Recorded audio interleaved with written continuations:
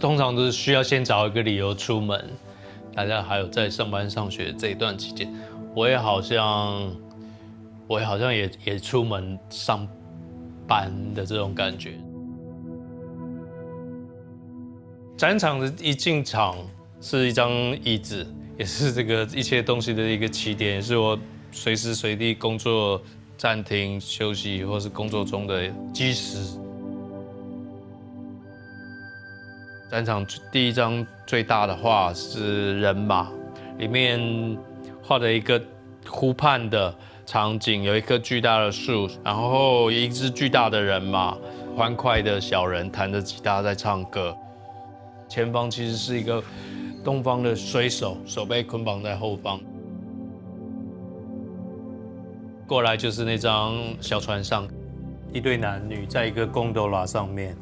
然后这个女的打开自拍棒，拿着手机照耀着她自己。而如果看到前方还有一个男伴站在这个贡多拉的这个小船上，然后空气中好像已经降下了火山灰或是雨这样，近中远各有不同层次的幸福，或者是隐形的冲突、远程的危机。一个东方跟西方，其实两个都是东方服装的人的彼此互相挟持与互相控制，共塑着这个奇幻的场景。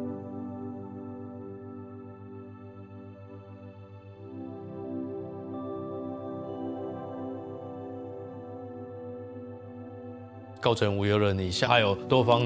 重的隐喻，及远方还有一艘画了很小的航空母舰。它到底是在靠近这个危险的海岸，还是它其实在远离？小女孩奔向命运的怀抱，然后有一个像是欢乐的死神的角色，也抱着吉他在唱歌。然后水、河流、湖泊、海洋也出现在这个展览的各个部分，好像象征着各式各样，可以是带着你顺流而下的航道，也可以是即将翻覆、带来威胁的暴风雨，它预言、暗示以及玩笑，或者是展览充斥的这样的场景。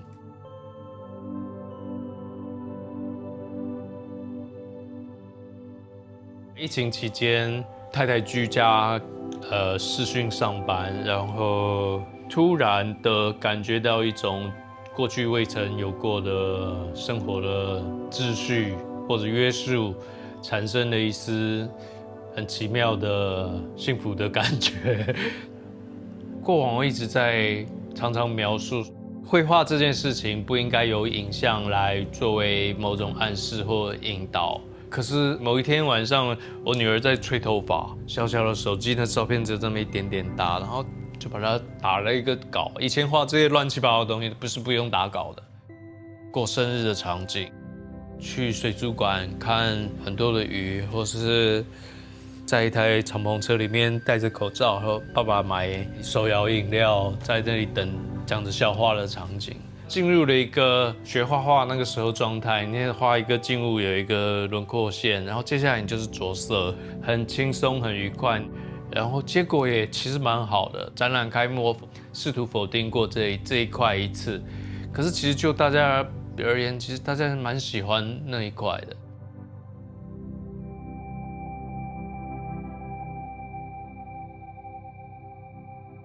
这个展览里面部分的反映着家庭生活的小秩序、内在秩序，部分的反映着大的社会的脱序。它是两个荒谬的反身，就是像在餐厅里面吃饭，拿到那个菜单的那个刹那，一切这到底是什么滋味？明炉烧鸭什么2、3吃这样，共军演习之后，隔日股票大涨333点，居家约束、没有自由以及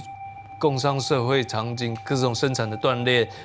这却是幸福洋溢的一个小时空。